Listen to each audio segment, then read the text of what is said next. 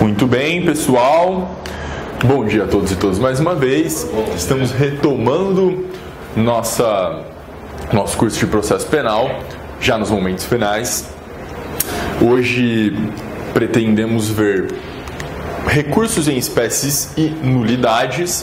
Eu acho que essa deve ser o nosso último encontro desse segundo módulo de processo penal aqui do curso popular da Defensoria, tá? Eu acredito que vai ficar faltando apenas ações impugnativas autônomas, e aí talvez a gente grave também uma aula extra. Eu vou tentar organizar isso, tá bem?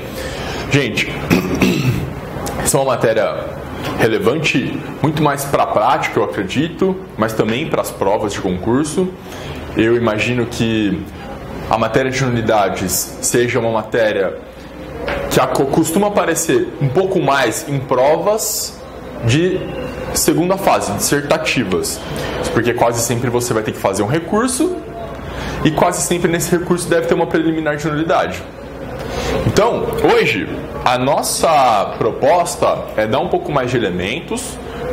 Claro que a gente tem que conhecer o código e tal, mas também conhecer os debates a respeito das nulidades e dos recursos e das críticas que a gente pode fazer a isso, principalmente referente às nulidades, tá bem? Eu preparei aqui nosso plano de voo, coloquei pra gente analisar com um pouco mais de atenção 3 recursos: o recurso em sentido estrito, o recurso de apelação e o recurso ordinário constitucional, tá bem? Recurso em sentido estrito, a gente vai ver o seu cabimento contra a decisão que não recebe a queixa ou a denúncia, contra a decisão que concluir pela incompetência do juízo, que julgar procedente alguma exceção, salva de suspeição, contra a decisão de pronúncia no rito do júri, contra a decisão de primeiro grau acerca da fiança, e etc. Todas as hipóteses de cabimento que estão previstas, se eu não me engano, lá no artigo 581 do Código de Processo Penal, tá bem? Então, vocês já sabem que é necessária a leitura atenta desses dispositivos. Só para lembrar, 581. Todos os dispositivos que estão mencionados no slide são no Código de Processo Penal. Quando não for, daí tem a referência complementar. Então, por exemplo, no caso do recurso em sentido estrito é necessário a leitura desse dispositivo do 581, mas a gente tem que saber que houve uma reforma global dos procedimentos em 2008 e muito daquilo que está nos incisos do 581 já não se aplica mais, mas a gente vai tentar passar isso em alguma medida, tá bom? Depois a gente vai falar do procedimento em que o réis tramita, juízo de retratabilidade, de retratação, se sobe nos próprios autos, se forma instrumento em apartado e vai para o tribunal, e essas peculiaridades, tá bom? Depois a gente fala sobre os efeitos do réis. Em seguida, começamos a falar de apelação. Da mesma maneira, a gente vai ler lá o nosso artigo 593 para ler as possibilidades de cabimento da apelação. Em seguida, também falaremos sobre o procedimento. Quem que recebe essa apelação? Quem é que faz o juízo de admissibilidade? Será que na apelação, assim como no réis, existe o juízo de retratação? Vamos ver lá no procedimento. Vamos falar um pouquinho sobre a apelação do assistente de acusação. Aquela pessoa que é o quê, Estela? Movida por maus sentimentos, que quer bile, que quer, sabe, rancor, que tá ali, que não se sabe exatamente para quê, mas ela tá ali, tá bom?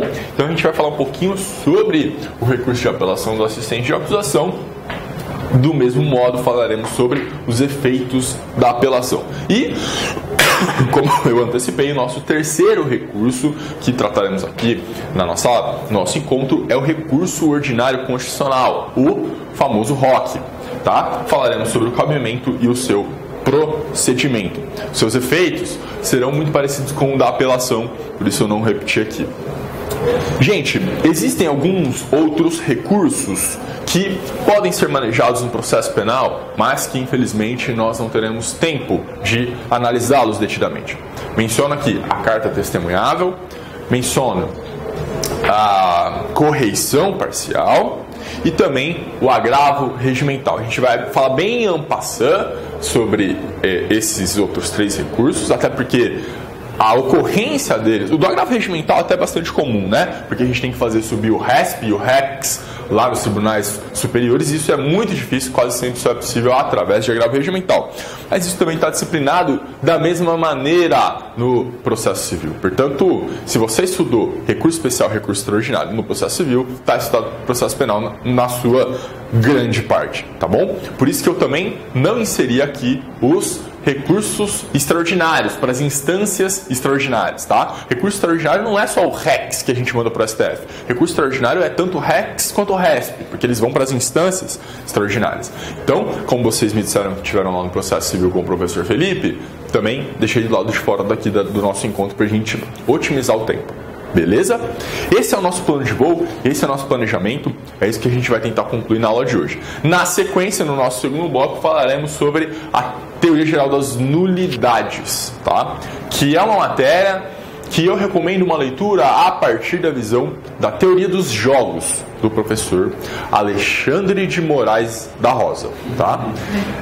Claro que essa é uma perspectiva bastante própria do professor Alexandre, mas que para mim faz todo sentido, principalmente com vistas à prática processual penal, tá? A gente tem que saber quando arguir ou não uma determinada nulidade, né? Vamos tentar falar um pouco sobre isso. Beleza? Estamos combinados? Então, vamos juntos. Muito bem, pessoal. Recurso em sentido estrito. Se você é um apaixonado pelo processo civil, talvez você tente fazer alguma correlação com o agravo de instrumento. Mas não é isso, tá? Tome cuidado. Recurso em sentido estrito não é um agravo de instrumento com outro nome, tá bom? Em regra, as pessoas primeiro têm processo civil na faculdade, depois processo penal, ou aprendem primeiro processo civil e depois processo penal, e acabam tentando transportar conceitos de lá para cá. E é isso que traz muitos problemas para a compreensão do processo penal constitucional, tá bem?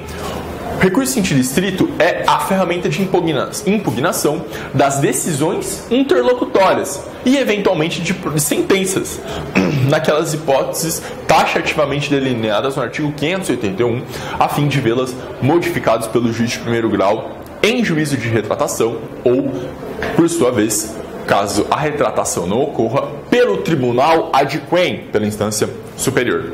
Como assim? Existe a possibilidade de um rese contra a sentença? Ora, a sentença de pronúncia no rito do júri, como a gente viu, é uma sentença, é uma decisão terminativa mista, que desafia a rese. Nessa medida, o rese não serve apenas então somente contra as decisões interlocutórias, também serve contra as decisões terminativas. Portanto, o recurso em sentido estrito é bem mais complexo, é um pouco mais complexo, do que o próprio agravo de instrumento, que, em regra, a gente maneja contra as decisões interlocutórias. Muito bem. Algumas características do nosso recurso em sentido estrito. É um recurso ordinário. O que significa isso? Primeira coisa, que ele não é extraordinário, portanto que ele não vai dirigido às instâncias extraordinárias que tem como missão a pacificação do entendimento do direito. Logo, esse recurso em sentido estrito, por ser um recurso ordinário, permite a reapreciação das matérias de fato e de direito. E aqui você já entendeu que os recursos extraordinários, dirigidos às instâncias extraordinárias, STF, STJ, não permitem a discussão de matéria de fato e de direito. Permitem apenas a discussão da matéria de direito. Se você for ler a súmula número 7 do STJ, que é um grande filtro, um grande obstáculo para a defesa, lá vai estar dito que não é possível o revolvimento fático probatório no julgamento do recurso especial. Tá bom?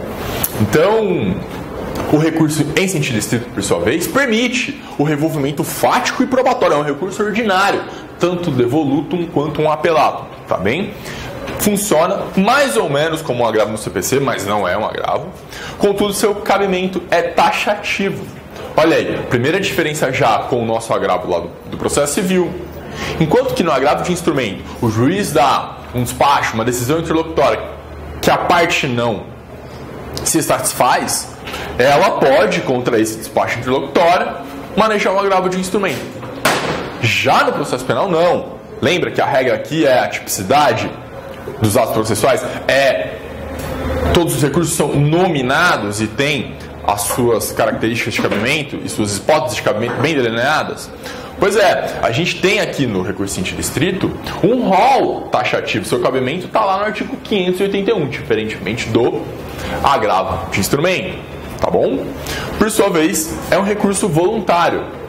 A gente já viu lá no nosso último encontro, que já faz algum tempo inclusive, que uma das características dos recursos no processo penal é a sua voluntariedade. O Ministério Público não é obrigado a interpor um recurso, muito embora exista o princípio da obrigatoriedade da ação penal, já que haveria supostamente um interesse público decorrente da persecução crimes, não é mesmo? Mas os recursos, por sua vez, são voluntários. Uma vez interpostos os recursos, aí sim o Ministério Público não poderá deles desisti-los, né? Diferentemente da defesa, tá bom? Uma observação: o CPP prevê ainda, vou até ler aqui para vocês, o rese de ofício, lá no seu artigo 574, inciso 1º e 2º. Como eu venho dizendo a vocês, pessoal, a gente tem que fazer uma leitura constitucional e convencional do Código de Processo Penal, que é de 1941 e tem inspiração nitidamente fascista. Advinda do Código Rocco italiano. Se você ler lá o seu artigo 574, vai estar dito o seguinte: os recursos serão voluntários, excetuando-se os seguintes casos em que deverão ser interpostos de ofício pelo juiz. Lembra que nós já lemos juntos esse artigo? O quê? Um recurso interposto de ofício pelo juiz? A gente gostou disso, Jardão? Jamais. Peraí, o juiz está recorrendo? Recorrendo do quê? O juiz é parte nesse processo? Esse artigo, ele pisca em rosa neon sua inconstitucionalidade. E aí você vai lá ver, esses cabimentos, no inciso 1º está dito, da sentença que concede habeas corpus. Evidentemente, essa é uma decisão que beneficia a quem? A defesa. E quando a decisão beneficia a defesa, o próprio juiz tem que recorrer. Faz sentido? E esse recurso, que seria supostamente manejado por esse juiz, seria um recurso em sentido estrito, tá? Na forma do artigo 581.10, ó. Que concederam negar a ordem de habeas corpus.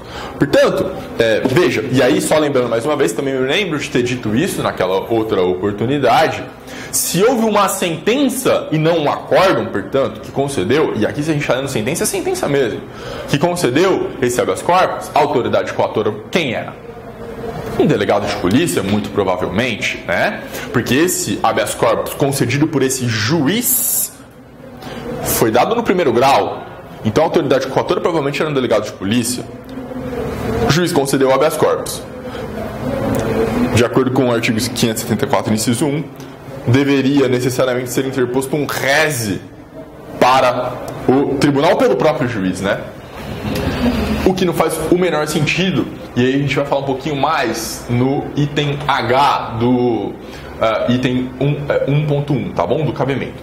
Da decisão, contra a decisão que concede ou negue HC em 1º grau, tá? A gente maneja contra essa decisão um rese.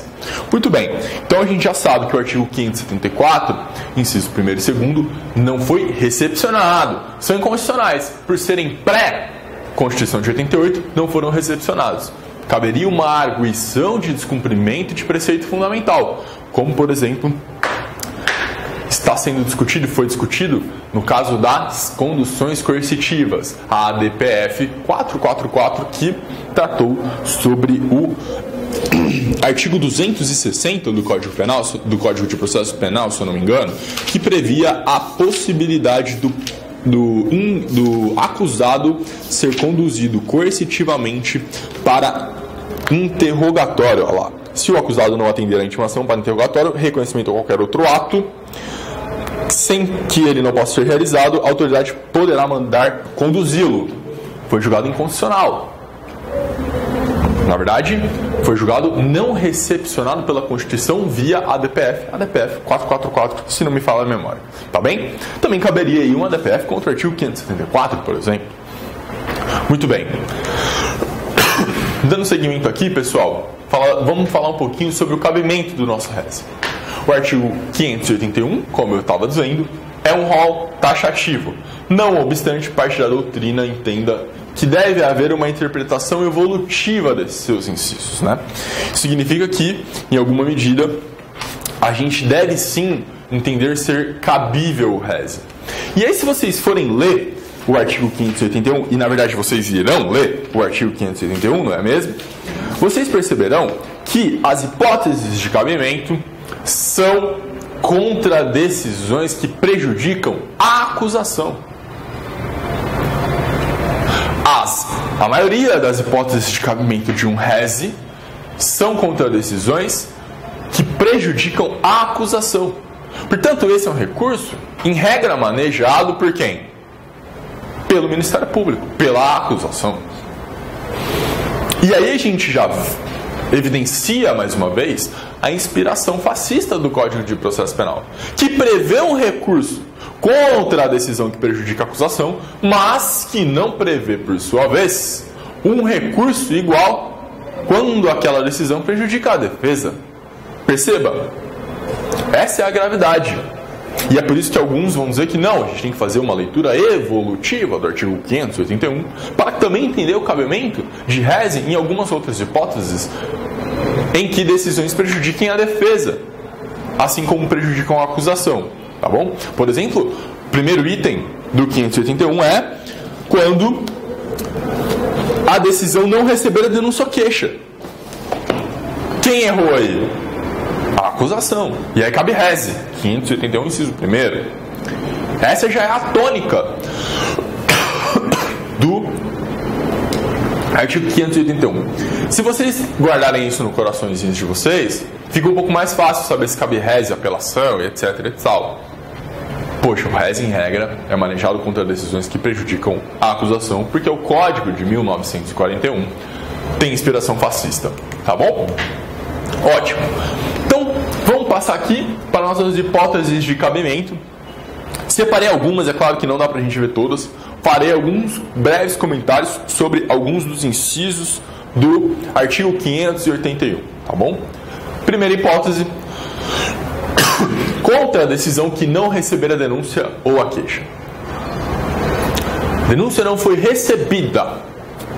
E aí, pode ter acontecido uma inépcia. Na forma do artigo 395, uma inépcia ou uma falta de justa causa. A denúncia não descreveu os fatos de maneira suficiente, violando o artigo 41 do Código de Processo Penal. Portanto, essa é uma denúncia inepta. Não há individualização de condutas. Logo, o juiz não a recebe na forma do artigo 395. Contra essa decisão de não recebimento, o Ministério Público poderá interpor um res, um recurso em sentido estrito. Essa é uma decisão que tem caráter, é uma decisão interlocutória, mista, terminativa. E evidentemente é maléfica à acusação. Sendo assim, caberá o res. E aí, fica a pergunta, mas e quando recebe? Qual o recurso cabível, Jardel? Não tem. Esse entendimento deveria ser res. Deveria ser res. Vai. Deveria ser o res? Mas não. O artigo 581 não prevê a hipótese de res pelo recebimento da denúncia, né? Então, a gente vai manejar nosso bom e velho amigo, o remédio heróico, não é mesmo? O habeas corpus, tá? Do recebimento da petição inicial, considerada pelo STF como um mero despacho, apesar da doutrina considerar uma decisão interlocutória, não cabe qualquer recurso, é uma decisão irrecorrível, sendo impugnável apenas por habeas corpus para trancar o processo. Então é isso. Ora, houve lá uma denúncia inepta, uma denúncia que não descreveu os fatos, ou por outro lado, uma denúncia que veio sem o lastro mínimo probatório para se deflagrar uma ação penal e se permitir que o réu seja subjugado, colocado na posição de acusado no processo. Não havia uma denúncia infundada sem o mínimo de elementos, sem nenhum suporte fático probatório anterior, colhido na fase de investigação preliminar. Faltava justa causa. Então, mesmo assim, o juiz recebeu. O que faremos nós da defesa? Um habeas corpus. Tá? Um habeas corpus dizendo para o tribunal que essa decisão de recebimento da denúncia é ilegal, teratológica e injusta. Porque violou, por exemplo, o artigo 41 do Código de Processo Civil, não aplicou o 395 do Código de Processo Penal, hein? Código de Processo Penal, tá bom? Muito bem, salienta-se, pessoal, que caso a multa seja a única pena prevista para o crime em concreto, né? A ação de impugnação correta seria, em tese, o mandado de segurança. Imagina, houve recebimento de uma denúncia por um delito que não prevê cominação em abstrata no preceito secundário do tipo de pena de detenção ou reclusão, mas sim apenas pena de multa.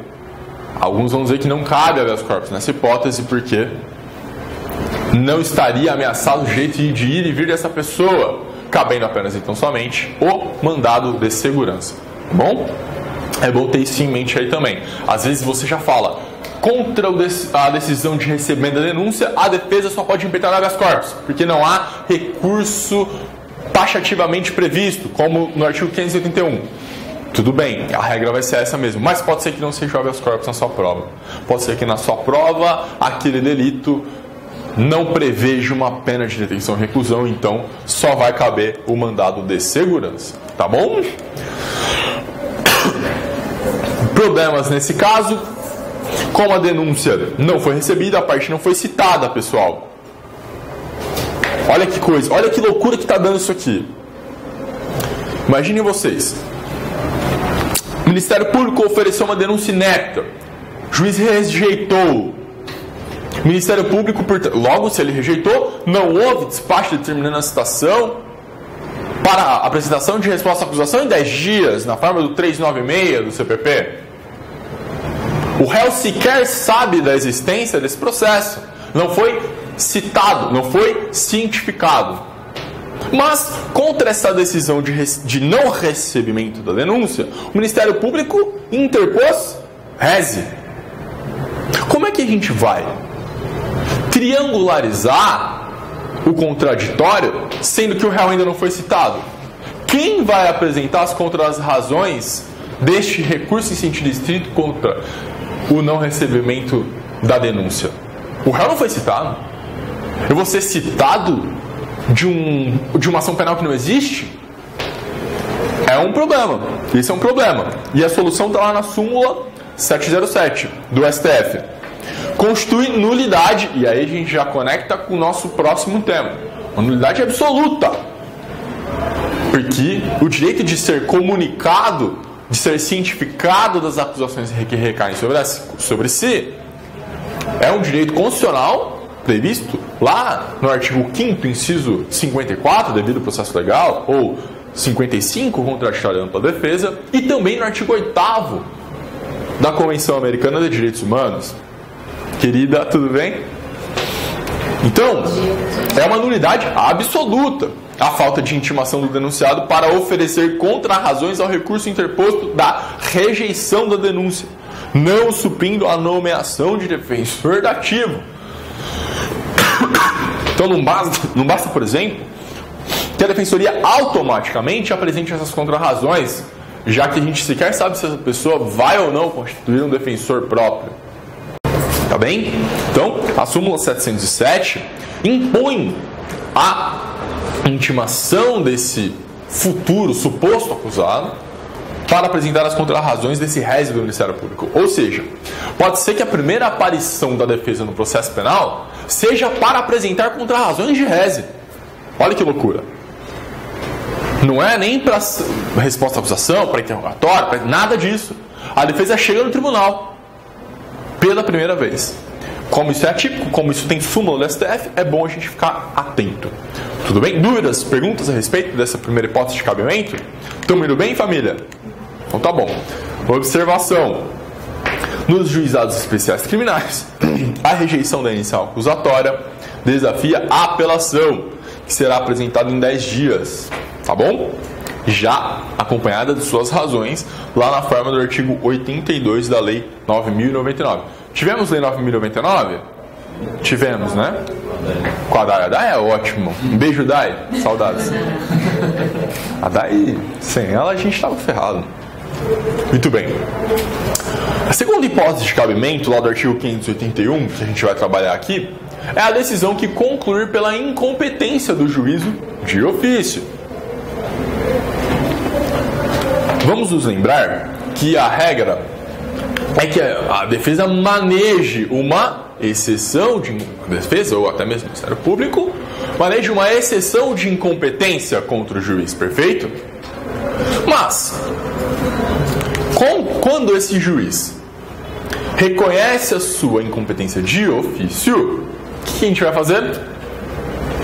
Um recurso em sentido estrito, tá? Essa é uma decisão declinatória de competência, quando o juiz entende de ofício que não tem atribuição para atuar no caso.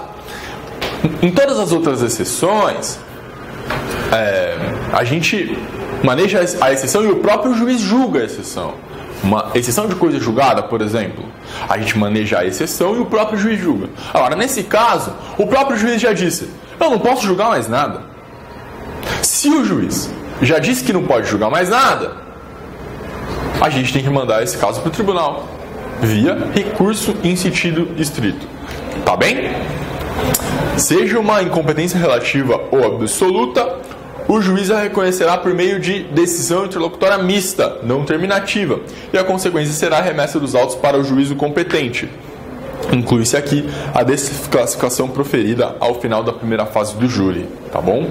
Contra essas decisões, caberá um recurso em sentido estrito. Beleza? Mas esse reconhecimento da incompetência, ele pode se dar a qualquer momento? Pode, a qualquer momento. Imagina, uma incompetência absoluta, ou até mesmo relativa. Uma incompetência absoluta. O caso deveria, desde o início, tramitar na Justiça Federal. O juiz, mas a denúncia foi oferecida na Justiça Estadual. No meio da instrução, ouvindo as testemunhas, o juiz percebe: nossa, de fato, a competência para julgamento dessa causa sempre foi da Justiça Federal. Estou aqui declinando a minha competência. Quem está prejudicado nessa história?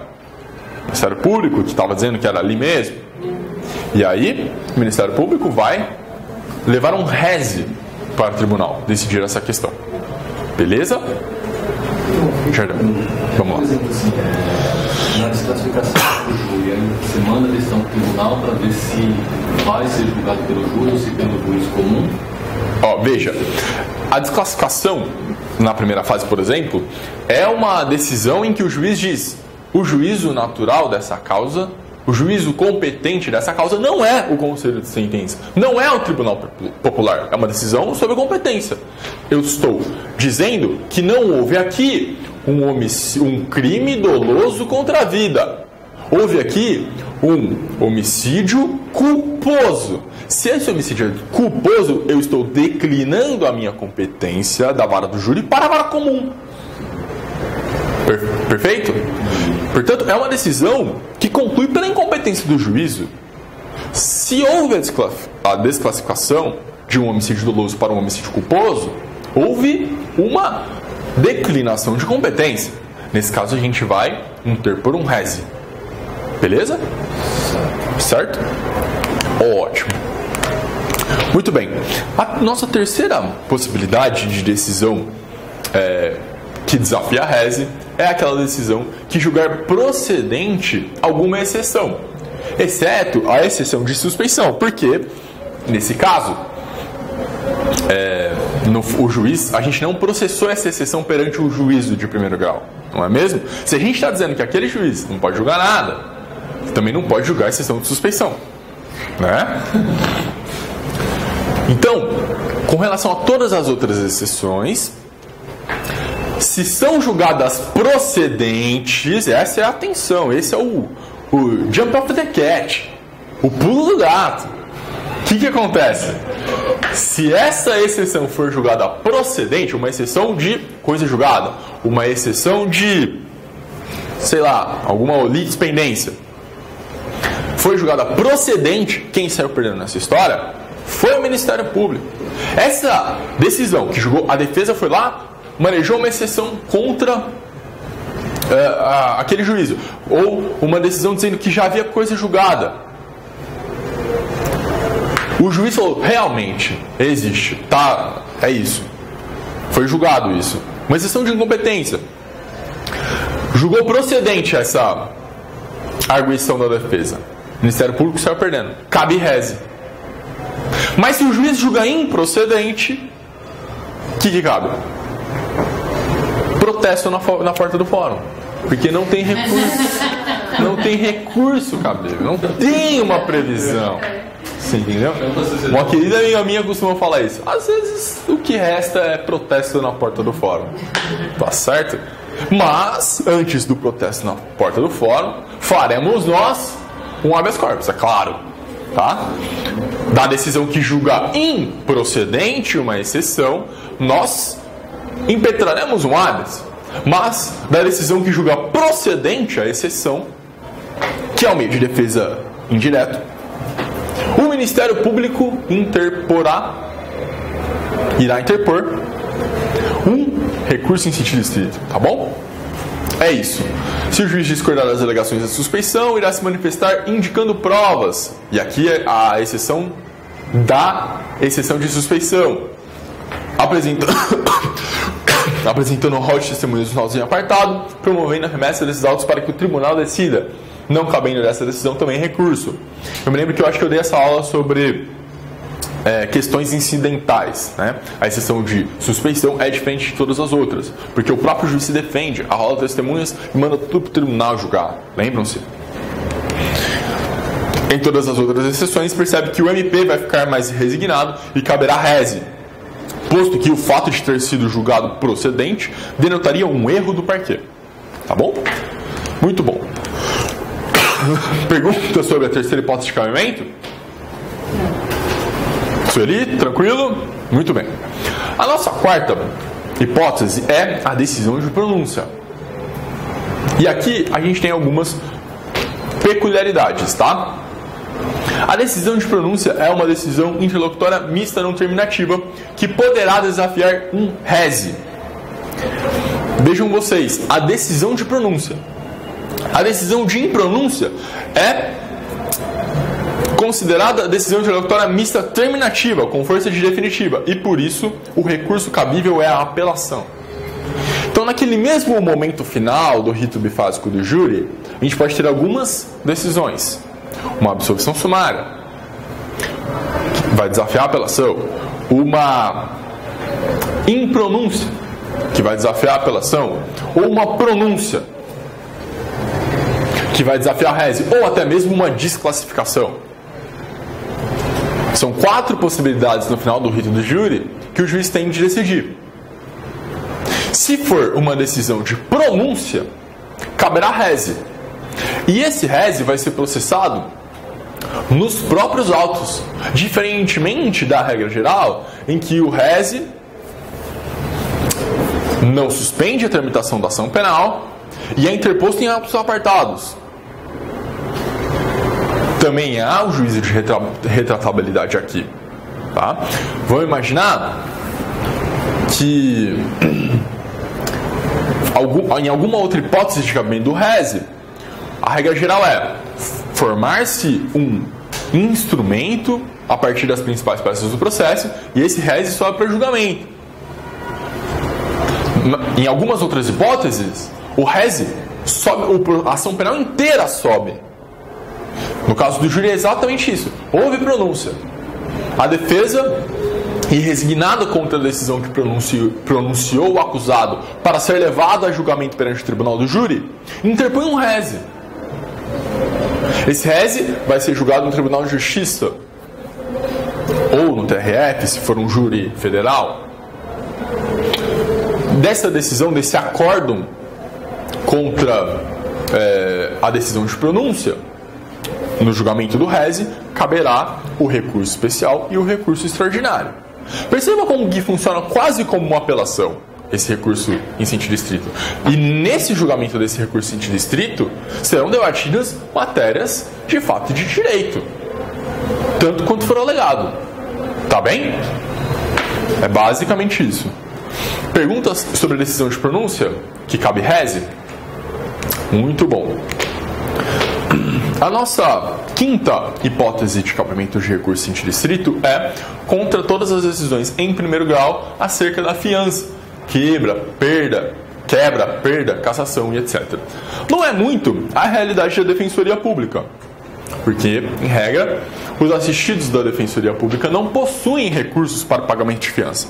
E aí a gente tem que se lembrar que tem um dispositivo no Código de Processo Penal, o artigo 350, que diz o seguinte: nos casos em que couber fiança, o juiz, verificando a situação econômica do preso, poderá conceder a liberdade provisória sujeitando-o às obrigações constantes do artigo 327 e 328 e outras medidas cautelares se for o caso. Ou seja, arbitrada a fiança, necessariamente essa pessoa deve ir para a rua, ainda que ela não recolha, na forma do artigo 350. Principalmente se esse réu preso com fiança arbitrado for um assistido da Defensoria Pública. Tá bom? Me lembrei aqui de um famigerado caso julgado no Tribunal de Justiça de São Paulo. Se eu não me engano, a história era mais ou menos essa. Foi arbitrada a fiança, substituída por outras medidas cautelares, se eu não me engano, mas mesmo assim o alvará não havia sido cumprido, porque o réu era pobre e não recolheu. A Defensoria manejou um habeas. No habeas corpus, impetrado pela Defensoria Pública de São Paulo, o desembargador relator e a turma o acompanhou. Não só não concedeu a liberdade para aquele réu pobre que tinha tido a fiança arbitrada para si, mas não recolheu por ser pobre e, portanto, continuava preso. Não só não concedeu a liberdade, como decretou a prisão preventiva desse acusado, desse réu, em habeas corpus. Violando o princípio do non reformatio impejus.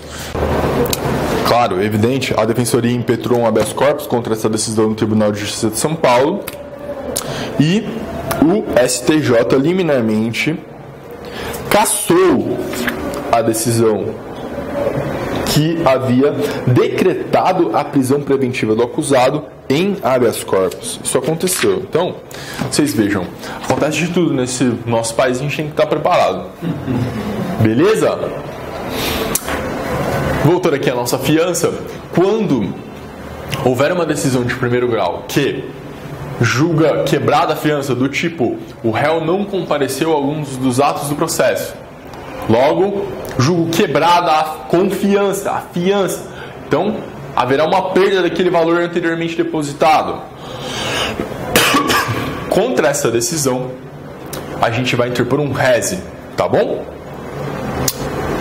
Todas as decisões que firmam a matéria sobre fiança são recorríveis em sentido estrito, independentemente de seu conteúdo, que concede, arbitre, negue, casse ou julgue inidônea a fiança, tendo todas a natureza de interlocutória simples, tá bom? Para a parte da doutrina, caberia contra a decisão de perda de fiança recurso de agravo em execução. Esquece isso, não, vamos de reze, que é melhor. E aí esse reze vai ser processado em apartado, enquanto que a ação penal continuará tramitando. Serão indicadas as peças que instruirão, que formarão um instrumento desse recurso em sentido estrito, e esse recurso em sentido estrito vai subir para o tribunal, enquanto a instrução poderá continuar ocorrendo, até mesmo o deslinde da ação penal. Beleza? Ótimo. Aqui, pessoal, temos a nossa sexta hipótese de cabimento de recurso em sentido estrito contra a decisão que indefira requerimento de preventiva ou revogue a preventiva. Quem é que faz um pedido de prisão preventiva, família? Isso mesmo, Ministério Público. O Ministério Público fez um pedido de prisão preventiva. O juiz discordou, falou, não há aqui os requisitos de cautelaridade previstos no artigo 312 e os pressupostos de cabimento previstos no artigo 313 do Código de Processo Penal. Portanto, eu não vou decretar essa prisão preventiva não acolhendo o pedido ministerial. Nesse caso, o Ministério Público poderá interpor um reze. Tá bom? Aquela que concede a liberdade provisória ou relaxa a prisão em flagrante. Do mesmo modo. A pessoa estava presa. O juiz, acolhendo a um pedido da defesa, que demonstrou que já não subsistiam mais aqueles elementos que autorizaram a prisão cautelar, relaxa ou revoga uma prisão preventiva. Relaxa uma prisão em flagrante ou revoga uma prisão preventiva. Nessa hipótese, o Ministério Público poderá também, mais uma vez, interpor um reze. Agora, se essa é uma decisão que decreta uma prisão preventiva, Jardel, o que a gente vai fazer? Decretar a prisão do seu cliente. Habeas. Entendeu? As decisões relativas à prisão cautelar do acusado serão atacáveis pelo recurso em sentido estrito, quando favoráveis à liberdade, ou seja, quando deixem resignado o Ministério Público. Assim, por interposição evolutiva, também caberia recurso em sentido estrito contra a decisão que negue alguma medida cautelar. Tá bom? É claro que há um prejuízo no recurso em sentido estrito para a defesa nesse caso. Por exemplo, não há a previsão de julgamento de liminar. Então a gente vai pelo habeas corpus por uma série de motivos. Tramitação mais rápida, desnecessidade de instrução, possibilidade de julgamento liminar. Tá bom? Para nós, o reze... assim, nunca vi alguém interpondo um reze contra uma decisão que deixou de aplicar alguma medida cautelar, por exemplo. Seria muito melhor um habeas corpus. Tá bom? Excelente. Sendo favorável ao cárcere, vamos de habeas. Muito bem. Aqui, a nossa próxima hipótese é contra a decisão que julga extinta a punibilidade ou denega o pleito de extinção. Mais uma vez, é o Ministério Público que está saindo perdendo. Quando a decisão julgar extinta a punibilidade, por exemplo, pela prescrição, será uma decisão terminativa de mérito, decisão definitiva. Todavia, aquela que denega a extinção da punibilidade é uma interlocutória simples, tá bom? Mais uma vez, vamos atacar essa decisão via reze. Assim, a decisão de extinção de punibilidade é pró et contra, ou seja, impugnável independentemente do sentido da decisão. Aqui também, eu acho que sempre vale o habeas para nós. A gente alegou, por exemplo, houve o recebimento de uma denúncia em que o fato já estava prescrito. O que você vai fazer? Vai fazer um habeas. Olha, tribunal, o juiz recebeu uma denúncia de um fato prescrito. Tribunal, o juiz recebeu uma denúncia contra réu morto. Está extinta, ainda que tivesse ocorrido o fato, está extinta a punibilidade, tá bom? Muito bem. Nossa próxima hipótese, contra a decisão do juiz de primeiro grau, que concede ou nega a ordem de habeas corpus. Muitas hipóteses. Nega, né? Não, recurso em sentido estrito a gente só está perdendo. A gente vai fazer muitas contra-razões de recurso em sentido estrito. É muito mais provável que apareça numa prova prática profissional da Defensoria Pública para que você faça contra-razões de recurso em sentido estrito. Se eu tivesse que treinar alguma peça, eu treinaria essa. Tá bom? E aqui é aquela hipótese que eu havia comentado no começo. Autoridade coatora, delegado de polícia, habeas corpus da defesa para o juiz de primeiro grau. Habeas corpus na primeira instância. Julgamento monocrático. Essa decisão que concede esse habeas corpus, ganhamos. O delegado estava errado. O juiz concordou com a defesa. Aí, temos que nos lembrar da não recepção do artigo 574 do Código de Processo Penal. Mas, existe a possibilidade do cabimento de reze, é o 58110, tá bom? Evidentemente que o HC, para nós, é um instrumento bem mais efetivo em caso de manutenção da prisão. Tudo bem? Joia? No artigo lá da informação do web, 617. 617, né? Eu falei que era 627. Pois é, 617. Obrigado, Jardel. Lembra de memória? Eu fui no Google. O Google é bom, ele sabe muito. Aqui, se esse juiz julga improcedente a nossa interpretação, nega seguimento a esse habeas corpus, se não concede a ordem de habeas corpus no primeiro grau, a gente impetrou um habeas contra um delegado de polícia. O juiz falou, não cabe, não é isso, você errou. Não tem ilegalidade alguma, esse delegado está mandando bem. O que a gente faz contra essa decisão? Reze. Mas é a nossa observação final. Vamos de habeas corpus para o tribunal contra a ilegalidade e a teratologia desse julgamento de primeiro grau por algumas razões. Julgamento mais rápido, possibilidade de liminar, desnecessidade de instrução do feito, etc. Tá bom? Muito bom. Observação ali, acho que eu coloquei, 574 não foi recepcionado. Ótimo. Primeira instância, habeas corpus. Procedente ou improcedente, cabe reze para o tribunal. Segunda instância, reze ou habeas corpus originário. Caso julgado improcedente, cabe recurso ordinário constitucional para o STJ. Caso julgado procedente, cabe recurso especial ou extraordinário. Tá bom?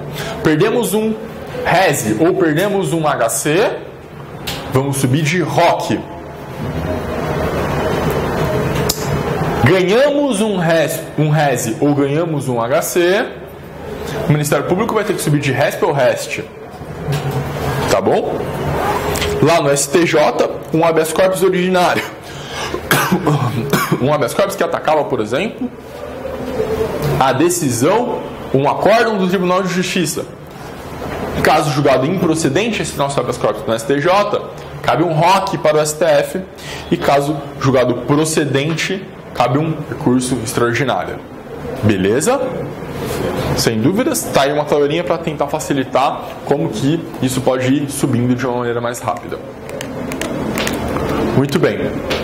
Pessoal, nossa próxima hipótese de cabimento é contra a decisão que vier a anular, no todo ou em parte, o processo a partir da instrução, pela presença de nulidade. E aqui a gente já conecta com o nosso próximo tema, que veremos na sequência. O que aconteceu? Mais uma vez, quem saiu perdendo aqui foi a acusação. Houve uma decisão que anulou uma parte do processo. Uma prova ilícita que teve que ser desentranhada e todos os atos dela decorrentes. Ou o reconhecimento de alguma nulidade, violação ao artigo 212 durante a oitiva de alguma testemunha. Ótimo. Essa decisão que reconheceu essa nulidade, o Ministério Público poderá atacá-la via recurso em sentido estrito. Tá bom? O sistema de nulidades consolidado no artigo 564 prevê que, independentemente da natureza da nulidade, absoluta ou relativa, ela poderá ser declarada de ofício, em decisão interlocutória simples. Contra essa decisão que declara nulidade, caberá reze. Seremos nós que faremos esse reze? Eu acho pouco provável. Entendeu? Anulou meu processo. Putz, vou fazer um reze. Não, né? Mas o juiz reconheceu de ofício. Eu não... Olha, é difícil. Imagina uma hipótese. Até pode ser que aconteça, mas imagina. O juiz reconhece uma nulidade de ofício.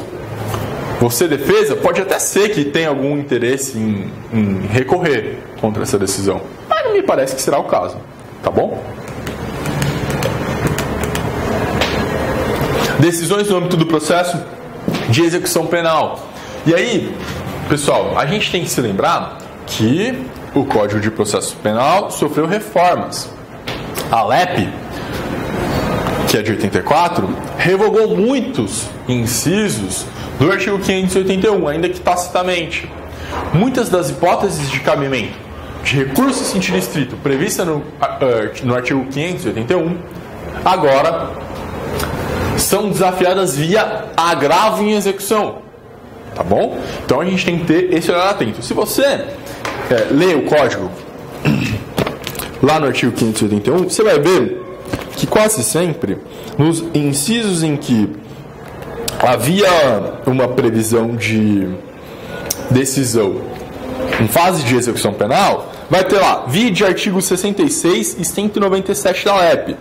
Por exemplo, inciso 11, caberá rese que conceder negar ou contra a decisão que conceder negar ou revogar a suspensão condicional da pena, que conceder negar ou revogar o livramento condicional. Então, essas decisões agora serão desafiadas via agravo em execução, tá bem? Por isso que eu acho, pessoal, que todo mundo tem que ter um vade-mecum mesmo, um vade-mecum. Se você lê a legislação apenas pelo computador, você não vai ter essas remissõezinhas, tá? E aí eu vou compartilhar com vocês uma questão pessoal. Eu, às vezes, lembro onde está no meu vade-mecum, que eu esqueci hoje, que não é esse. Eu até lembro onde que está o artigo. Tipo, eu vou voltando no código, puta, o artigo que está falando isso está num cantinho ali. Isso ajuda você a memorizar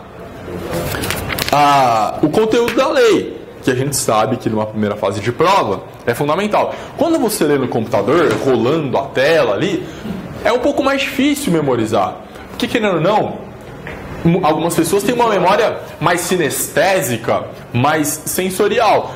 Com o papel na mão, você vai fazer corzinha, vai grifar o seu artigo. Você fala, puta, eu grifei o artigo 581 do CPP de verde. Eu sei que ele está na coluna do meio do meu vade-mecum. Você vai direto quando você tiver que procurar ele. Então, eu acho que ler o código no papel, no vade-mecum, e inclusive para se aproveitar dessas remissões que as edições trazem, vale muito a pena, tá bom? Recomendo que todo mundo tenha o próprio vade-mecum e fique com ele pelo menos 2 anos. Não precisa comprar vade-mecum todo ano, tá? 2 aninhos não vai acontecer nada que seja muito relevante, tá bom? A não ser que venha um novo código de alguma coisa, você tem que comprar um novo vade-mecum. Mas, no mais, família, até 3 anos com o mesmo vade-mecum tá super ok. Beleza? A LEP, então, trouxe em seu artigo 197 a previsão do recurso de agravo em execução, que abarcará várias das hipóteses ainda presentes como recurso em sentido estrito. Então, se você estiver estudando só processo penal, não estudou execução penal, você pode ser induzido em erro aí por alguns dos incisos do artigo 581. Beleza? Muito bom. Posso dar seguimento aqui, pessoal? Ótimo. Falamos aí das principais hipóteses de cabimento, não todas, evidentemente, mas que eu acho que vale a pena nos atentarmos. Vamos falar agora um pouquinho sobre o procedimento. Então, ó, falamos aqui do recurso em sentido estrito, falamos das suas hipóteses de cabimento, que são muitas, e agora vamos falar um pouquinho sobre procedimento. O recurso em sentido estrito será interposto no juízo ACO, por petição ou termo. Então, você vai lá no seu endereçamento, em excelentíssimo senhor doutor juiz de direito da vara XYZ. Excelentíssima senhora juíza de direito da vara XYZ. Tá bom? No prazo de 5 dias, contados da intimação da decisão. Então, a interposição do rese será no prazo de 5 dias. Posso só interpor. Petição, uma lauda. Endereçamento para o juiz, interpõe. Você pode também querer apresentar já suas razões, tá? Mas, se não for o caso, você vai ter depois 2 dias para apresentar suas razões. Então, interposição em 5 dias e depois 2 dias para as razões. E assim como na hipótese da apelação, o prazo que você não pode perder é o da interposição. Se você perdeu esse prazo, naufrágio, perdeu o seu direito de recorrer. Agora, se você perdeu o prazo das razões, aí será uma mera irregularidade. O juiz intimará você novamente para interpor, apresentar as suas razões e se pode acontecer, inclusive, se o defensor não apresentar as suas razões, ser punido na forma do artigo 265 do Código de Processo Penal, que está lá dito o seguinte: o defensor não poderá abandonar o processo, senão por motivo imperioso, comunicado previamente o juiz sob pena de multa de 10 a 100 salários mínimos. Olha como é caro. Então, se o defensor interpõe o recurso e depois não apresenta as razões, o juiz pode entender que ele abandonou a causa e aplicar uma multa a ele. Tem até uma discussão sobre a constitucionalidade do artigo 265, mas Vou falar um pouquinho mais pra frente, talvez. Tá bom? Ótimo. Uma vez interposto, caberá ao juiz promover a notificação do recorrente para que apresente as razões do recurso no prazo de 2 dias. Prazo esse que não é preclusivo, é impróprio, como eu estava dizendo.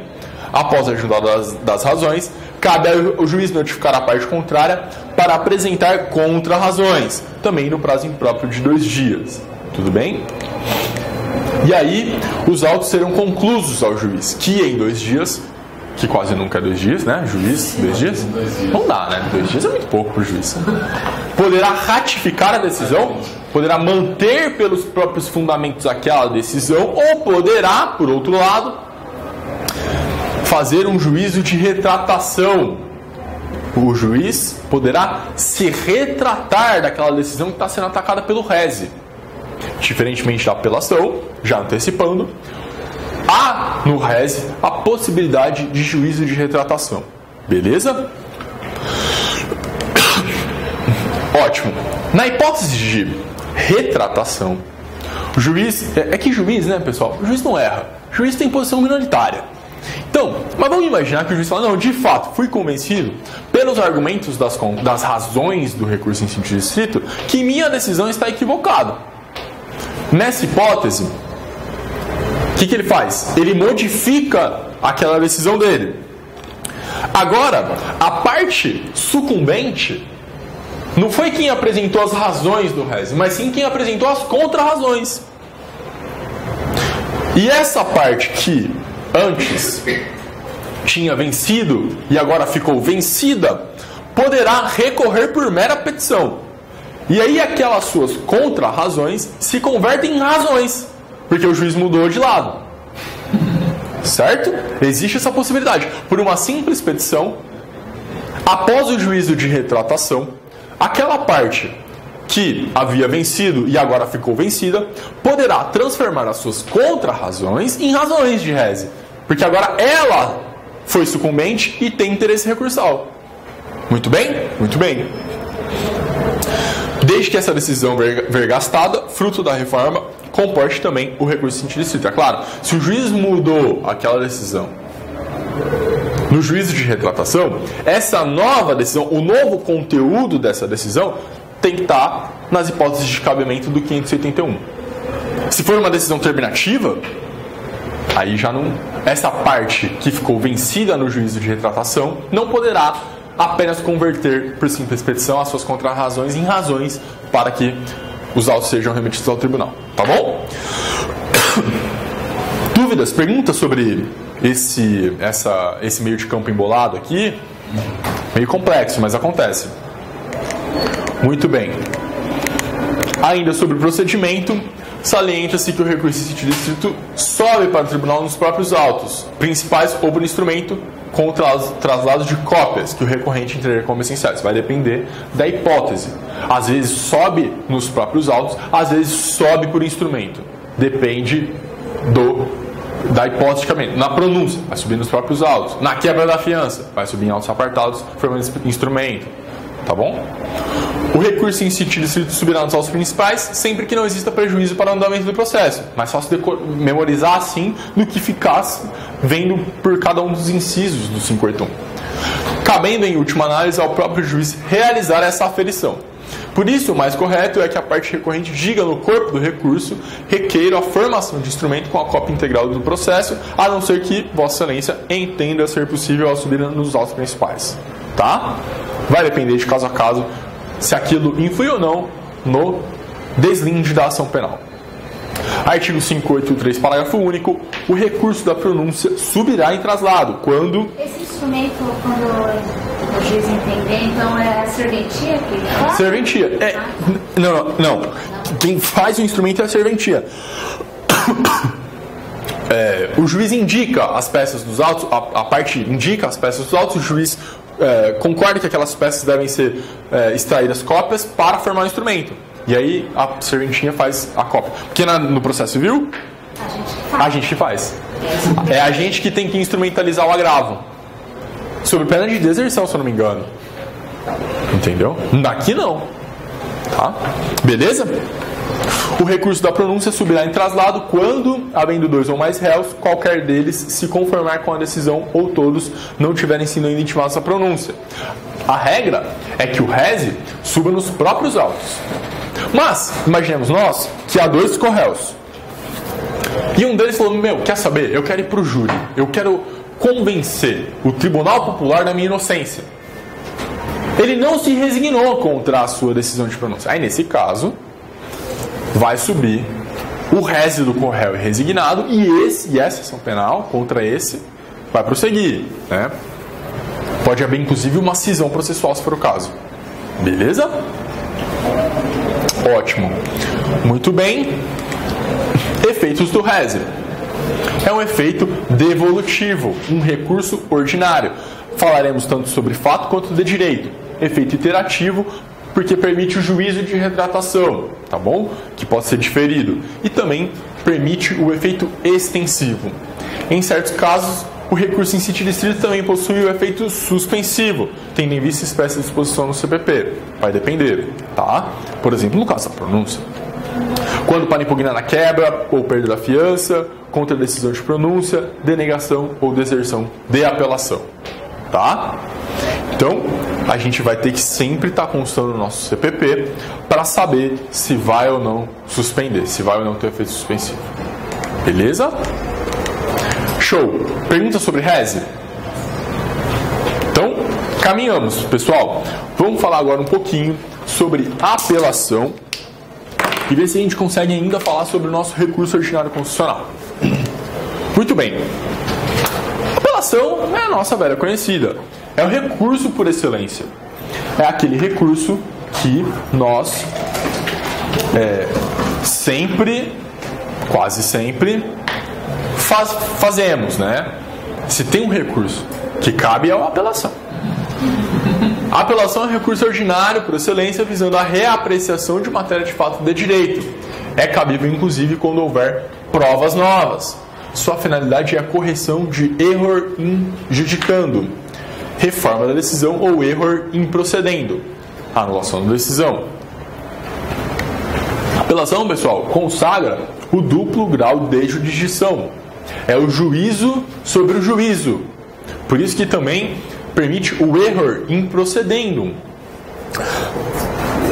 O tribunal que for julgar uma apelação, a Corte de Cassação, como eles agora estão começando a chamar aí no Brasil, né? Corte de Cassação é um termo estrangeiro. Aqui a gente chama Tribunal de Apelação.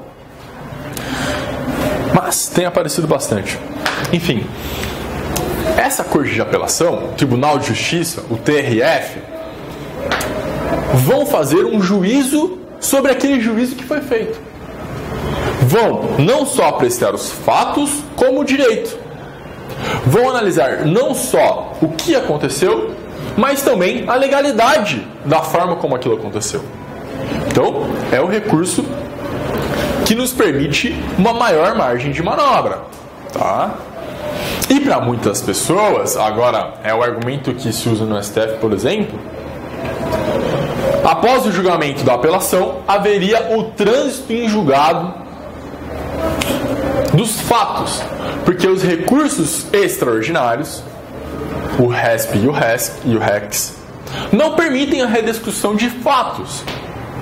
Portanto, a última instância que aprecia fatos é o Tribunal de Justiça, ou TRF. E após isso, ocorreria o trânsito em julgado da matéria de fato, o que é bastante controvertido, isso não é tão simples. Mas essa é a posição de alguns ministros do STF. Tá bem? Observação. Segundo o artigo 599, geralmente a apelação devolve ao conhecimento do tribunal toda a matéria decidida em primeiro grau, falando-se em apelação plena. Todavia, poderá o próprio apelante fazer limitação do objeto do apelo, com pedido de reexame parcial da decisão recorrida, em apelação limitada, restritiva, vigora o tantum devolutum quanto apelatum. Por exemplo, houve uma decisão condenatória em primeiro grau, uma sentença, e nós, da defesa, estamos subindo uma apelação para discutir apenas a dosimetria da pena. Tá bem? A gente não está satisfeito com o reconhecimento de um concurso material ou com as circunstâncias judiciais que foram exasperadas na primeira fase da dosimetria. O juiz considerou que o agente tinha personalidade voltada para o crime ou usou processos em andamento para considerar como maus antecedentes e exasperar a pena base na primeira fase. Isso viola, se eu não me engano, a súmula 440 do STJ. E aí a gente está apelando só contra esse fato. Só contra esse ponto da sentença. Muito bem. O Ministério Público não recorreu. Chegou no Tribunal de Justiça. O Tribunal de Justiça, por exemplo, poderia mudar a capitulação jurídica para um crime mais grave? Não poderia, porque violaria o princípio do non reformatio impegius, que está lá no artigo 617 do Código de Processo Penal. Não é isso? Então, a apelação poderá ser ampla se nós estivermos debatendo todos os fatos. E aí é claro que, se for um recurso exclusivo da defesa, não poderá piorar a situação do réu. Ou poderá ser uma apelação restrita, como no exemplo que eu dei, para discutir pontualmente um item da sentença, a dosimetria. Tá bem? Essas são as possibilidades de apelação. Não é que toda apelação vai permitir o revolvimento fático e probatório de tudo. Não. Vai depender das razões de apelação que foram ali apresentadas. Beleza? Beleza? Muito bem, Sueli. Jardel. Por exemplo, assim, quando você vai discutir toda a matéria fática, quando é pontual, o tribunal não pode dar decisão, não pode piorar a situação do... Depende. Depende se o Ministério Público recorreu. Tá. Você entendeu? Se ele recorrer na genérica, pode piorar. Não. Em recurso exclusivo da defesa, o tribunal jamais poderá piorar a situação do réu. Agora, vamos imaginar que o Ministério Público levou a matéria para ser debatida só sobre a pena, só sobre o Ministério Público está resignado com relação à aplicação da pena. E aí há um recurso do Ministério Público para discutir dosimetria de pena.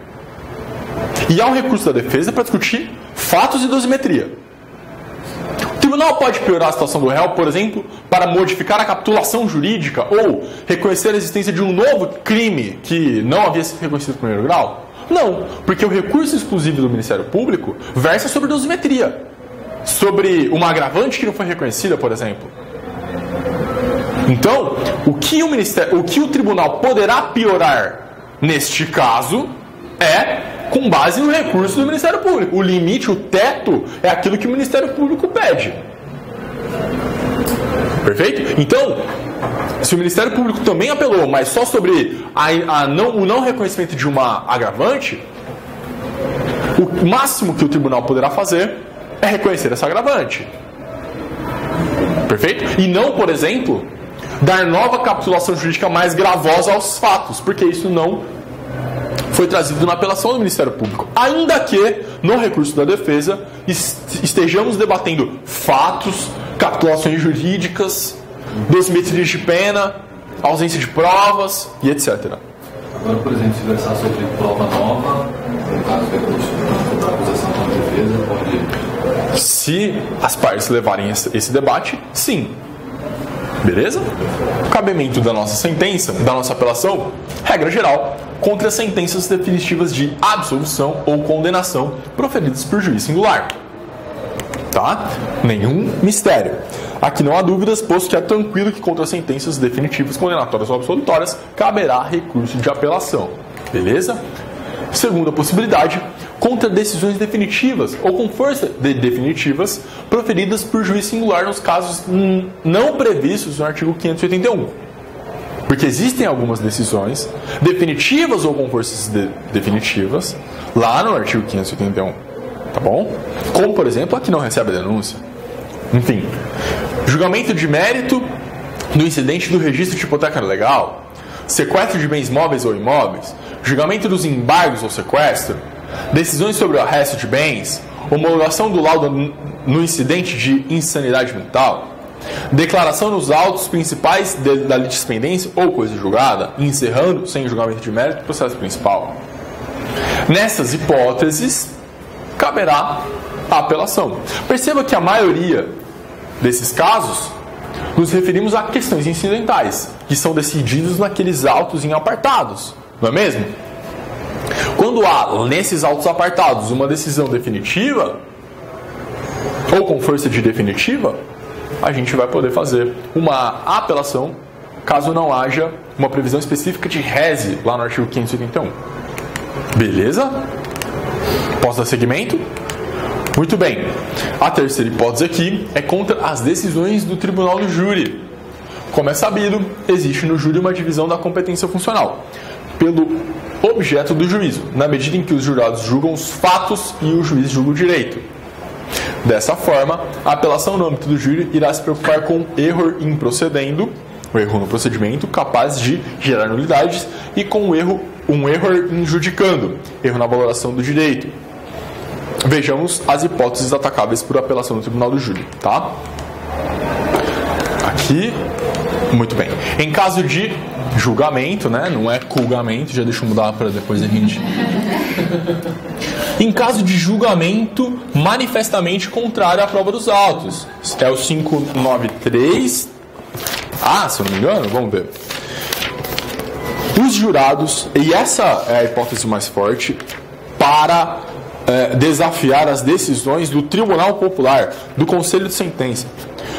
Porque essas decisões são marcadas com o signo da soberania dos vereditos.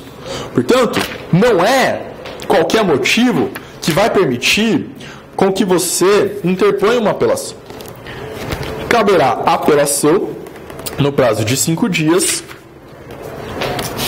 quando, inciso 3, ocorrer nulidade posterior à pronúncia, linha A.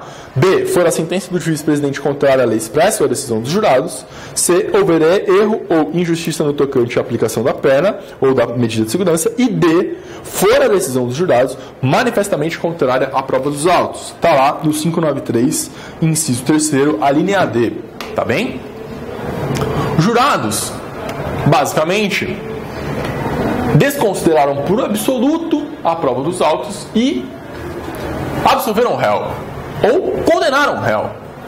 Nessa hipótese, o Ministério Público ou a Defesa poderá interpor uma apelação no prazo de 5 dias, com razões em 8, para o Tribunal de Justiça ou o TRF julgar que aquela decisão foi manifestamente contrária à prova dos autos. E aí o Tribunal de Justiça faz o quê? Muda a decisão dos jurados? Condena o réu? Não. O Tribunal de Justiça determina que um novo júri seja realizado. E nesse novo júri, no segundo júri, não cabe mais apelação com base no 593, inciso 3º, a linha D. Porque senão a gente vai entrar num looping infinito. E esse é aquele antigo protesto por novo júri que era feito? Não. O protesto por novo júri ocorria, até antes de 2008, nas hipóteses em que o réu era condenado a pena superior, se eu não me engano, a 20 anos. Réu condenado a pena superior a 20 anos, protesto por novo júri. Aqui não. Aqui a hipótese é diferente. A decisão dos jurados foi manifestamente contrária à prova dos autos. Portanto, caberá um novo julgamento. Mas se nesse novo julgamento a decisão foi a mesma que o tribunal já disse que era manifestamente contrária à prova dos autos, o que acontece? Nada. Essa decisão está marcada com o signo da soberania dos vereditos e, portanto, prevalecerá. Motivo pelo qual o professor Auri Lopes Júnior critica o júri. Uma hipótese em que prevalece uma decisão não fundamentada quando os juízes togados disseram que aquela decisão não encontra eco na prova dos autos. Mas aí eu digo para vocês, e já disse isso, sou entusiasta do júri e prefiro o júri, muitas das vezes. O júri acerta muito mais do que erra, saibam vocês. Acerta muito mais do que erra. E os jurados não precisam fundamentar as suas decisões por uma razão. Eles estão ali exercendo o poder judiciário, um dos 3 poderes da República, em nome próprio. em nome dos seus titulares, porque todo o poder emana do povo, não é isso?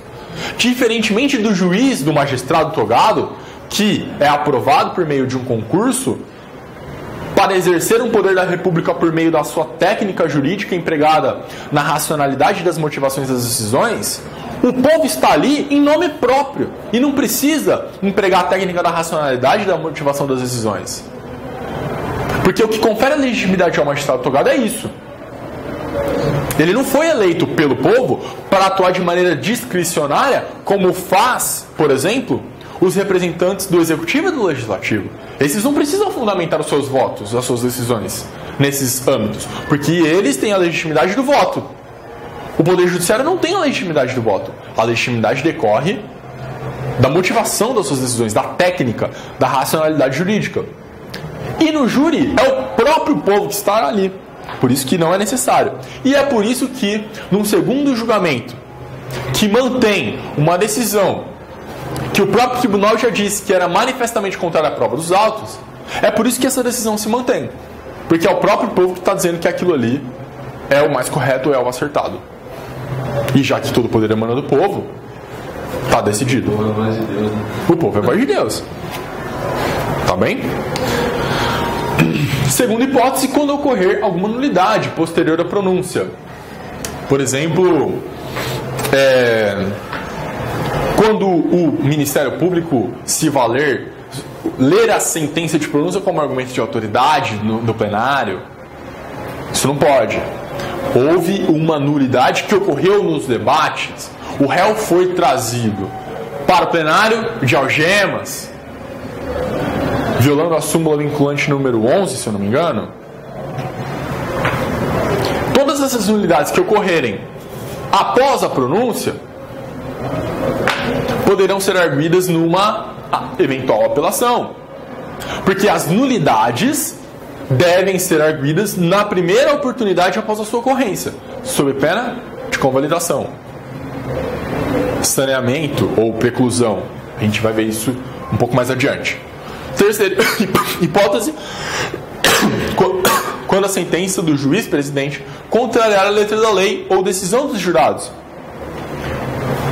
O Conselho de Sentença se reuniu, decidiu que era um homicídio simples, condenou o réu, mas acolheu a tese da defesa da desclassificação do homicídio qualificado para o homicídio simples. Mas o juiz, equivocadamente, na dosimetria da pena, porque quem faz a dosimetria no rito do júri é o juiz-presidente, ao invés de partir do preceito secundário do tipo penal, do caput do artigo 121, que prevê combinação em abstrato de 6 a 20 anos, parte do preceito secundário qualificado, que prevê pena de 12 a 30. Então, nessa hipótese, o juiz-presidente contrariou a letra da lei, violou a decisão dos jurados. E aí a gente vai poder interpor uma apelação com base nesse dispositivo. Por fim, se existir equívocos ou injustiça no tocante à aplicação da pena ou medida de segurança. Houve aí um erro de dosimetria. Houve aí um bis in idem na dosimetria. O juiz considerou como qualificadora e também como agravante a mesma circunstância.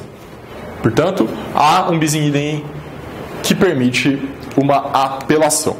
Dúvidas sobre a apelação do júri? Gente, reverter uma decisão do Conselho de Sentença do Tribunal Popular no Tribunal de São Paulo, pelo menos, é muito difícil. É muito difícil. A decisão dos jurados realmente tem uma soberania.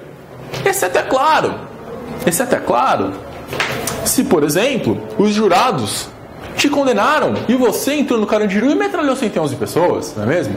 Pode ser que nesse caso aí o Tribunal de Justiça anule seu julgamento, veja você. Com uma facilidade não vi. E aí, eu já disse isso aqui em outra oportunidade. Eu acho que, de fato, esses homens, esses policiais militares deveriam ter sido absolvidos por outras razões. Por exemplo, a impossibilidade de individualização de condutas. O que surpreende é a facilidade com que o tribunal faz isto, em alguns casos, e a dificuldade que faz em outros. Se a gente levantar a jurisprudência do tribunal, reversão de julgamento do júri é baixíssimo. Mas, em algumas hipóteses, a facilidade salta aos olhos. Não é mesmo? Ainda mais naquela câmara, que é uma câmara conhecida como uma câmara linha dura. Né? Enfim. Cabimento. Pra quem, né? Oi? Pra quem, né? Pra quem é, pois é. E aí a gente tem que lembrar dos nossos estudos de criminologia sobre a seletividade primária e a seletividade secundária, onde influem os atores do sistema de justiça criminal. Não é? 2.1. Contra a decisão do tribunal do júri ou uma observação. O tribunal caça o julgamento e devolve para o réu uma nova sessão plenária com os novos jurados. Cabe lembrar que esse apelo só poderá ser utilizado uma única vez, independentemente da parte que utilizou. Independentemente da parte que utilizou, tá? Só tem 2 júris. Com novos jurados. Importante lembrar. Tivemos júri, né? Com o professor Rafael Português. Ele é ótimo.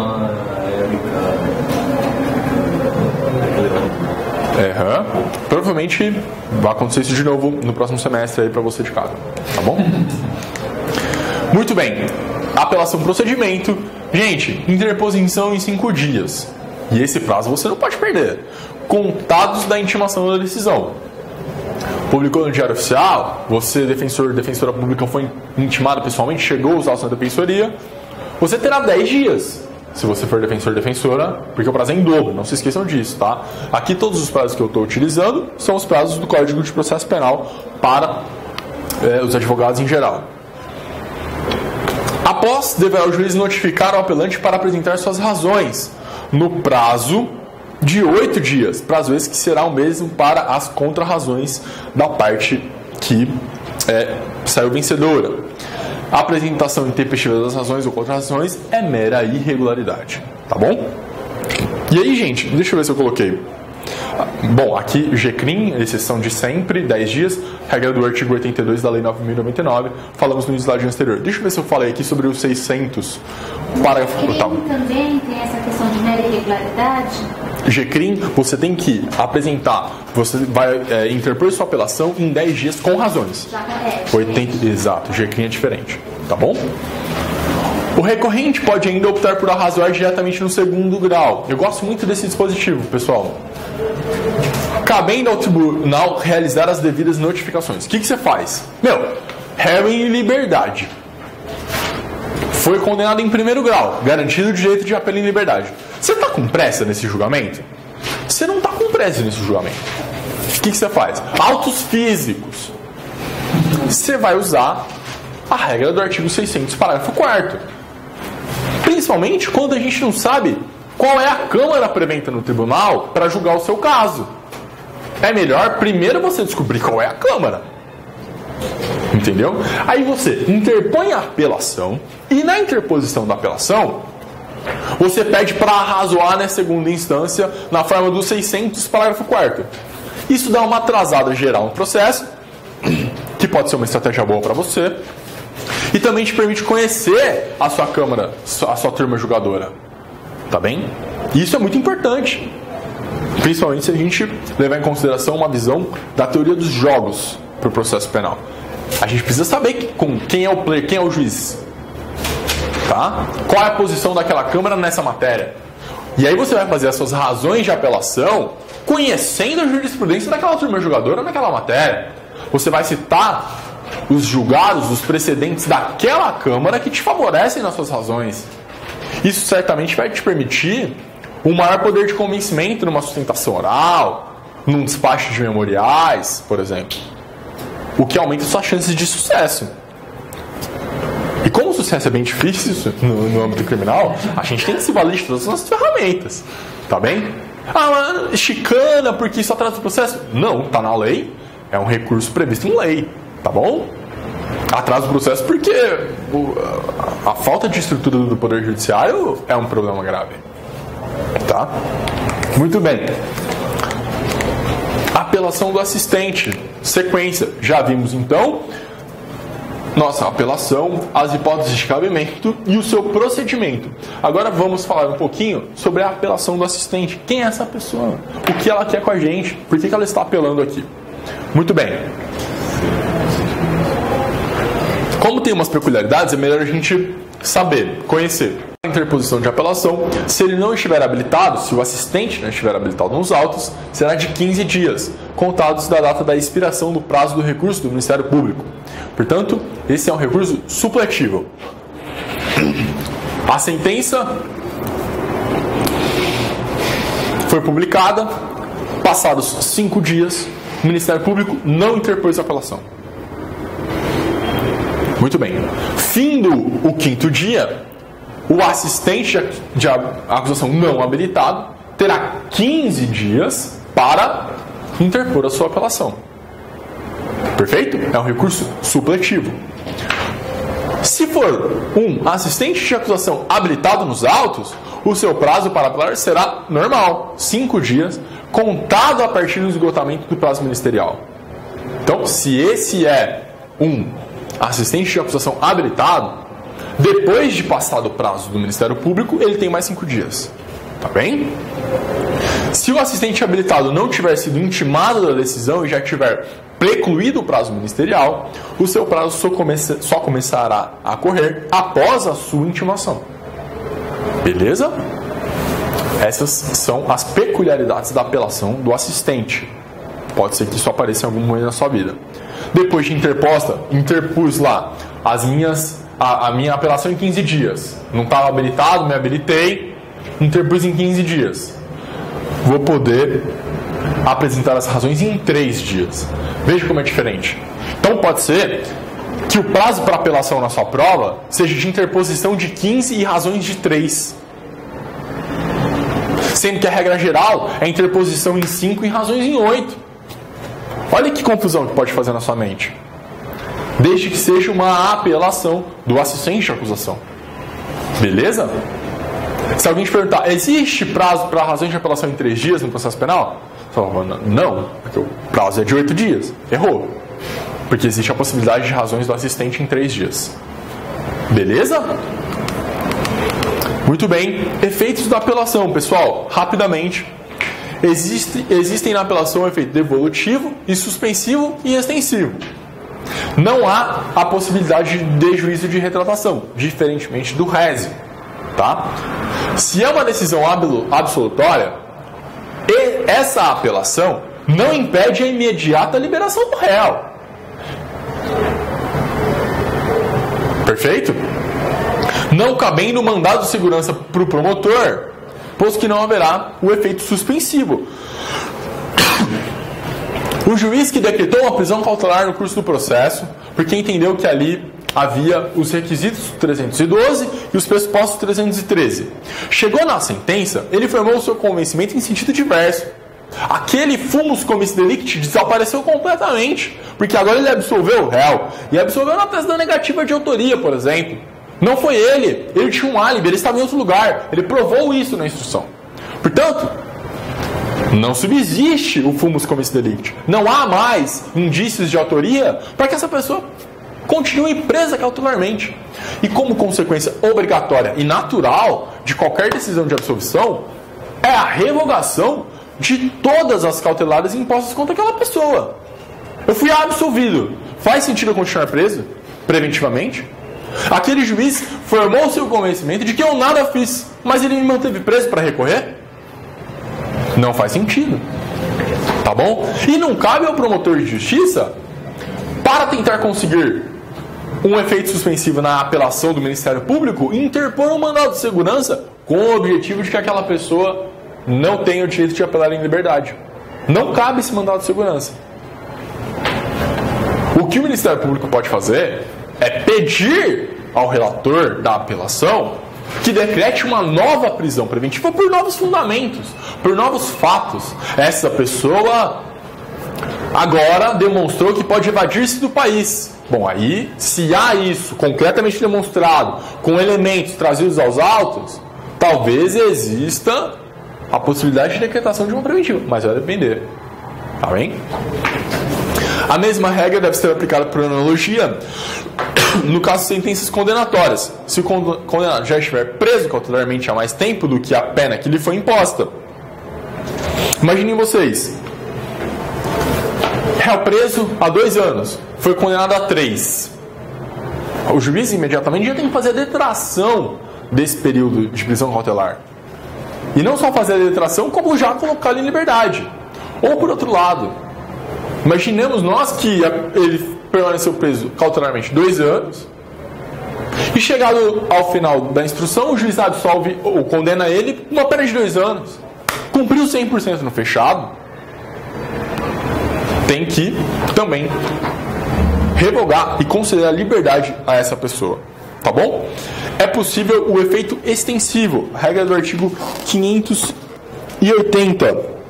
No caso de concurso de agentes, a decisão do recurso interposto por um dos réus, se fundada em motivo que não seja de caráter exclusivamente pessoal, aproveita aos outros. O que isso significa? Imaginemos nós, 2 corréus numa ação penal. Só um recorreu, o outro estava satisfeito com a decisão. E esse um que recorreu conseguiu a sua absolvição no Tribunal de Justiça pela inexistência do fato. Bom, evidentemente que essa decisão do Tribunal de Justiça pode ser estendida ao corréu que não recorreu e estava condenado, porque essa decisão não possui caráter exclusivamente pessoal e pode ser estendida aos demais corréus na mesma situação. Essa extensão ocorre no acórdão ou acontece para a primeira instância que o juiz reconhece? Depende. A regra é que o próprio relator, a própria Câmara, a própria turma julgadora estende os efeitos. Mas antes de descer, evidentemente, a defesa vai fazer um pedido de extensão. Tá bem? Entra com embargo de declaração. Um pedido de extensão simples, a rigor. Porque, imaginemos nós, que esse corréu que não recorreu, estava satisfeito. Aí ele não era parte mais naquela apelação. Ele vai e faz um pedido de extensão pontual com base no artigo 580. E aí, se não derem, embargos. Tá bem? Perfeito? É possível o efeito extensivo se o resultado da apelação for favorável. Muito bem? Aqui, pessoal, ainda que se considere haver elementos suficientes para a negativa do direito de recorrer em liberdade, é certo que, tendo sido fixado o regime semiaberto como inicial, isso aqui é um julgado. Eu não coloquei? Coloquei. Esse é um precedente muito bom, tá? Réu preso cautelarmente, sentença que colocou em regime intermediário, condenação em regime semiaberto. Esse réu pode apelar preso cautelarmente em regime fechado? Não faz sentido. Não faz sentido porque a sua condenação é mais branda do que a prisão cautelar. E o STJ tem precedência nesse sentido. O que se harmoniza com as súmulas vinculantes 56 e 57, se eu não me engano, que é a última, né? Que trata sobre a progressão per saltum quando não há vaga no regime semiaberto. A ideia é mais ou menos essa. A pessoa não pode ficar num regime mais gravoso do que aquele que ela tem direito. A minha sentença foi em regime semiaberto. O Ministério Público não recorreu, eu recorri. Deve permanecer preso cautelarmente por isso? Não faz sentido, porque essa prisão cautelar é mais gravosa do que a própria condenação em si. Beleza? Tá aqui o precedente do ministro OG Fernandes, nunca entendi o nome dele, mas eu chamo Teuan, né? Então, tá tudo sob controle. HC, deixa eu falar o número para vocês, 269-288. Ótimo. Pessoal, eu acho que em 7 minutos, um pouquinho menos, a gente consegue falar sobre recurso ordinário constitucional para a gente voltar no nosso segundo bloco com nulidades. Muito bem? Rapidamente, pessoal, conceito. O recurso ordinário constitucional é um recurso que transforma os tribunais superiores em órgãos de jurisdição ordinária. A regra é que esses tribunais superiores sirvam para uniformizar a jurisprudência, para julgar teses jurídicas e não casos subjetivos. Principalmente agora, após o novo CPC, que a gente está tentando implementar uma jurisprudência mecânica quase. E para subir para o STJ e STF é um negócio de louco, é muito difícil. O STF e o STJ estão se... Principalmente o STJ. O STF eu até concordo que tem que ser um pouco mais restrito, exceto para o julgamento de habeas corpus, como eles têm ainda assim feito. Mas o STJ, não. O STJ tem que admitir os seus julgamentos, né? O professor Nabor Bulhões, o grande advogado Nabor Bulhões falou isso naquele encontro no curso, né? da história do STJ, enfim. O recurso ordinário constitucional transforma esses tribunais superiores, que são tribunais de teses, de uniformização de jurisprudência, em tribunais ordinários, como se fossem cortes de apelação. Como se ali estivessem fazendo julgamento de apelação, um julgamento de segundo grau quase. Tá? É basicamente isso. Ali a gente vai ter a devolução tanto da matéria jurídica quanto da matéria fática, o que não é a regra nesses tribunais. Tá bom? Havendo assim uma ampla rediscussão e funcionando a grosso modo como se fosse uma apelação. O recurso ordinário, portanto, funcionaria a grosso modo como uma apelação. A particularidade é que as suas hipóteses de incidência estão taxativamente previstas na Constituição Federal. Artigo 102, inciso 2º, e artigo 105, inciso 2º, respectivamente, STF e STJ. Tá? É possível que levemos um recurso ordinário constitucional para discutir como se fosse uma corte de cassação, como se fosse uma corte de apelação, matérias de fato e de direito. Tá? Vamos falar um pouquinho mais sobre isso. Então, aqui, os principais pontos: transformam os tribunais extraordinários em ordinários, permitem que esses tribunais conheçam matérias fáticas e jurídicas e funcionam, a grosso modo, como uma verdadeira apelação. Beleza? Ótimo. Cabimento, pessoal. Tem uma possibilidade de recurso ordinário constitucional contra crime político, em caso de crime político. Mas eu acho que talvez seja melhor ver isso na matéria de direito constitucional. Teve direito constitucional esse semestre? Teve, né? Então, depois talvez a gente pode gravar uma aula sobre crimes políticos, que é algo bem sui generis. Tá bom? Primeira hipótese. Então, desconsiderando aí os casos de crimes políticos, que a gente não vai tratar aqui no ROC, impugnação de julgamentos denegatórios de ações autônomas de tribunal superior. Houve uma decisão denegatória de ações ordinárias nos tribunais superiores, originárias desses tribunais superiores, tá? Contra a decisão de um tribunal superior em habeas corpus, em mandado de segurança. Quando denegatórias as decisões, caberá o recurso ordinário constitucional ao STF. Imaginemos nós que a gente impetrou um habeas no STJ e o STJ denegou a ordem, não concedeu o nosso habeas corpus. Então a gente vai fazer o quê? Um recurso ordinário constitucional para o STF, um RHC. Tá bom? Exemplo, contra a decisão do TJ, a parte ajuiza um habeas no STJ. Se denegatória a decisão do STJ, caberá um ROC ao STF, um RHC ao STF. Tá bem? Dessa forma aqui, o STF também atua como um órgão de segundo grau, podendo rediscutir não apenas a matéria jurídica, mas também eventual matéria fática abordada no julgamento do Tribunal Superior, no STJ. Beleza? Vale dizer que no caso dessas ações autônomas de impugnação serem julgadas procedentes, restaria a discussão pela via do recurso extraordinário em relação apenas à matéria constitucional e com todos os pressupostos desse recurso extraordinário. Ou seja, se o STJ nos concede uma ordem de habeas corpus, ganhamos, o Ministério Público deverá subir de rex e terá toda a dificuldade de admitir um rex. Perfeito? Enquanto que, se houver uma decisão denegatória no STJ, nós pretenderemos subir de ROC. A gente faz esse ROC, esse RHC? A gente não faz. A gente costuma fazer um outro habeas corpus.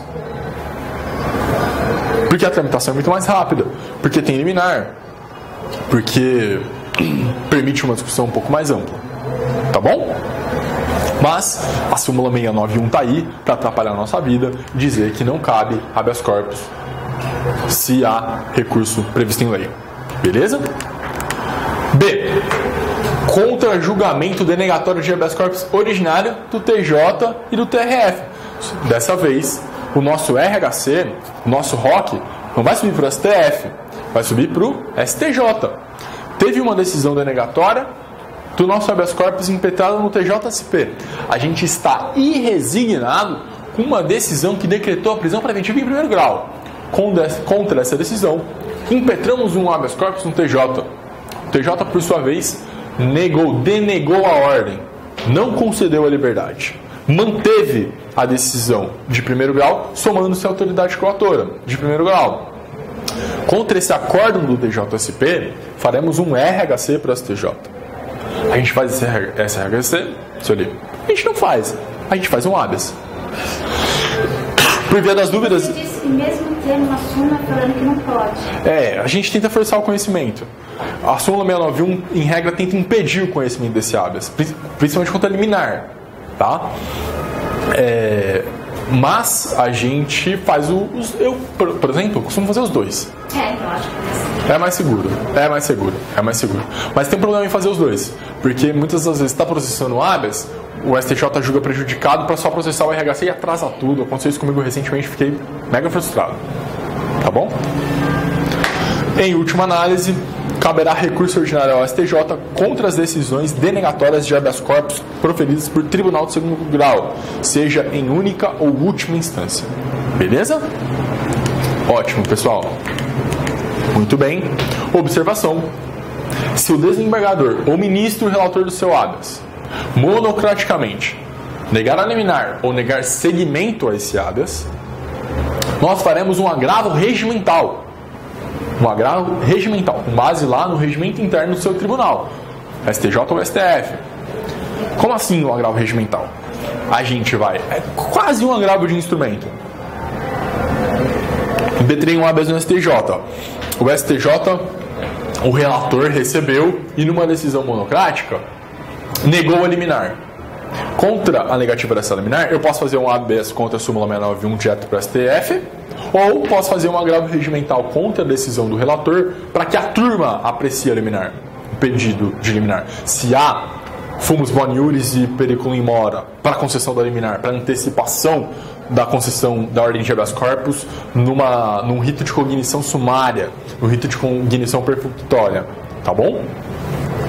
Essa é a missão do agravo regimental nessas hipóteses. Pode ser que, ao invés de negar a liminar, o seu ministro relator negue seguimento ao seu habeas corpus, no sentido de que não cabe aquele habeas corpus, porque, por exemplo, é um habeas corpus contra decisão liminar de ministro. E aí, do STJ, o seu ministro do STJ negou a sua liminar lá. Aí você faz um habeas contra essa negativa de liminar por STF. E aí chega lá o relator no STF, nega seguimento ao seu habeas corpus porque viola a súmula 691. Contra essa decisão do ministro do STF, você faz um agravo regimental para a turma, primeira ou a segunda turma, e aí você reza para ser na segunda turma. Se você for da defesa, é claro. Beleza? Tá aí a famigerada súmula 691. Não compete ao STF conhecer de habeas corpus impetrado contra a decisão do relator. Quem é habeas corpus requerido ao Tribunal Superior indefere a liminar. Mas a gente faz mesmo assim. Por que não? Né? Às vezes eles conhecem, às vezes eles não. Acontece. Um Marco Aurélio, um Celso de Mello, um Gilmar Mendes, um Lewandowski, pode acontecer. Ixi, são só esses mesmo. Procedimento. Como é que tramita esse ROC? Será endereçado por petição apresentada ao presidente do tribunal recorrido, para que seja feito o primeiro juízo de admissibilidade. Caso negativo, esse juízo, ou mesmo quando o juízo ocorre retardar a remessa dos autos para o STJ-STF por mais de 30 dias, caberá agravo, de acordo com o regimento interno do STF, está no artigo 313 do regimento interno do STF. Um último ponto, sendo positivo o juízo de admissibilidade, o recurso ordinário constitucional subirá para o Tribunal Superior, oportunidade em que o Ministério Público oferecerá as suas contra-razões. Se a denegação for... E aí, o último ponto sobre ROC, e faremos um breve intervalo.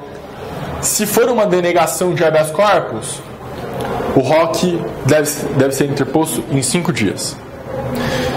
Se for uma denegação de mandado de segurança em única instância, o prazo será de 15 dias. Eis que o mandado de segurança permanece ação cível, ainda que cuide de matéria penal, motivo pelo qual segue a regra da apelação. Eu acho que não mudou isso no novo CPC, tá? Em tal caso, a petição já deve vir acompanhada de razões, de acordo com o artigo 33 da Lei 8.039 de 90. Beleza? Se a decisão for em mandado de segurança em única instância por Tribunal Superior, competência do STF, não há artigo de lei falando sobre o prazo. E aí eu acho melhor você interpor em 5 dias. Beleza? Essa é a única peculiaridade. Então o ROC pode ser interposto em 5 dias e vai ser a regra geral pra gente, um RHC. Ou pode ser em 15 dias se for contra o mandado de segurança originário. Beleza? Pessoal, era isso que a gente tinha previsto para essa nossa primeira metade. Faremos agora um breve intervalo e voltaremos com teoria geral das nulidades, os atos defeituosos. Beleza? Valeu!